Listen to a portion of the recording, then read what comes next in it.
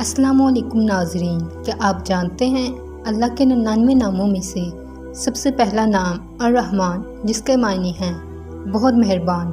हुज़ूर सल्लल्लाहु अलैहि वसल्लम फरमाते हैं कि अल्लाह के लिए 100 रहमतें हैं, इनमें से एक जन्नत, इंसानों, चौपाओं और कीड़ों मकोड़ों के लिए नाजिल की, जिसकी वजह से वो एक दूसरे पर शफ़क़त और मेहरबानी और रहम करते हैं, और इसी की वजह से वहशी जानवर अपने बच्चे पर शफ़क़त करता है।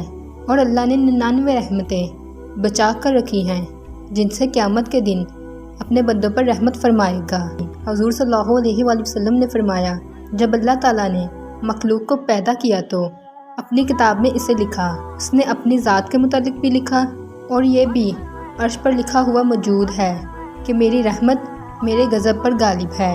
जो शख्स हर फ़र्ज़ नमाज के बाद अगर इसमें मुबारक का 100 मरतबा विर्द करे तो इसकी बरकत से ना सिर्फ याददाश्त और ज़हानत में इजाफ़ा होता है, बल्कि खुशू व क़ल्ब भी हासिल होता है।